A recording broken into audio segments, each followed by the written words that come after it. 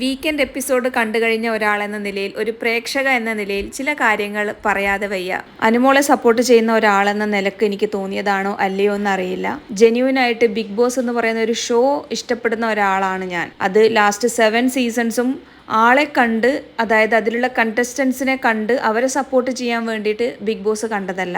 Big boss എന്ന് പറയുന്ന show കണ്ടുകൊണ്ടിരിക്കുമ്പോൾ അതിലുള്ള കണ്ടസ്റ്റൻസിനെ, അതിലുള്ള ഏതെങ്കിലും ഒരു ഗെയിമറായിട്ട് നമ്മൾ കാണുകയും ആ ഗെയിമറെ എനിക്ക് സപ്പോർട്ട് ചെയ്യണം, എന്നിലുള്ള എന്തൊക്കെയോ ക്വാളിറ്റീസ് അല്ലെങ്കിൽ എന്നിലുള്ള എന്തൊക്കെയോ അപാകതകൾ അവരിൽ ഉണ്ട് എന്ന് മനസ്സിലാക്കിയിട്ടോ, അല്ലെങ്കിൽ എന്തൊക്കെയോ അവരുടെ ലൈഫിൽ നടന്ന കാര്യങ്ങൾ, ആ ഹൗസിനുള്ളിൽ നടക്കുന്ന കാര്യങ്ങൾ എന്തൊക്കെയോ റിലേറ്റ് ചെയ്യാൻ പറ്റിയിട്ടൊക്കെയാണ് നമ്മൾ അവരുമായിട്ട് കണക്റ്റ് ആകുന്നത്.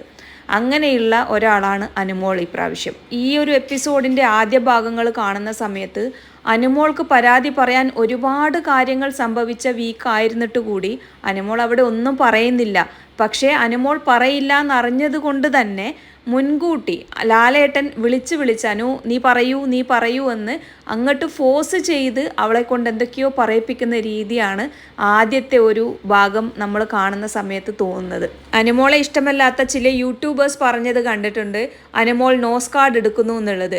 അനുമോൾ നോസ് കാർഡ് മാത്രമല്ല, പല കാര്യങ്ങളും ഈ വീക്ക് ഉണ്ടായിട്ടും മിണ്ടാതിരുന്ന അനുമോളെടുത്ത് ലാലേട്ടൻ ചോദിക്കുന്ന ചോദ്യങ്ങൾ എന്ന് പറയുന്നത് ഒരു ബുള്ളി ചെയ്യുന്ന പോലെയാണ്. ഹൗസിനുള്ളിൽ എങ്ങനെയാണോ മൺഡേ ടു സാറ്റർഡേ ബുള്ളി ചെയ്യപ്പെടുന്നത്, അതേ വീക്കെൻഡ് എപ്പിസോഡ് വരുന്ന സമയത്ത് ലാലേട്ടനും കൂടി അതിലൊരു കൈ കടത്തുകയാണോ എന്നുള്ള തോന്നലാണ് അനുമോളെ ഇഷ്ടപ്പെടുന്ന, അനുമോൾ എന്ന ഗെയിമറെ ഇഷ്ടപ്പെടുന്ന ഒരു പ്രേക്ഷക എന്നുള്ള നിലയിൽ എനിക്ക് തോന്നിയത്. ഇനി അഥവാ അനു പറയുന്നത് ലാലേട്ടന് മനസ്സിലായില്ല എങ്കിൽ, എന്തിന് ലാലേട്ടാ നിങ്ങൾ ഇത്രയും സമയം ഒരു അനുമോൾക്ക് വേണ്ടിയിട്ട് ടൈം സ്പെൻഡ് ചെയ്യുന്നു? അവൾ പറയുന്നത് നിങ്ങൾക്ക് മനസ്സിലായില്ല എങ്കിൽ അവളവിടെ ഇരിപ്പിക്കൂ, മറ്റുള്ള ആൾക്കാരുടെ അടുത്ത് ചോദിക്കൂ.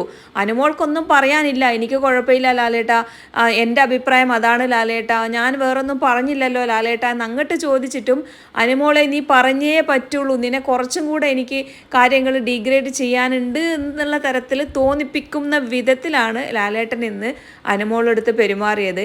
ആ സമയത്ത് അവിടെ ക്ലാപ്സ് ഒക്കെ ഉണ്ടായിരുന്നു, പക്ഷെ ആ ക്ലാപ്സ് പോലും അത് അനുമോൾ അർഹിക്കുന്നുണ്ടോ അല്ലെങ്കിൽ എഡിറ്റഡ് വേർഷൻ്റെ ഭാഗമായിട്ട് ആഡ് ചെയ്തതാണോ എന്നൊന്നും അറിയില്ല.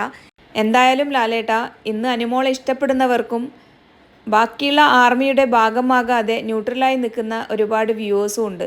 അവർക്കൊക്കെ ഇന്ന് ഏറ്റവും സങ്കടമുള്ള ഒരു വീക്കെൻഡ് എപ്പിസോഡായിട്ട് തന്നെ ഇത് മാറിയിരിക്കുകയാണ് ആദ്യ ഭാഗം കാണുമ്പോൾ തന്നെ.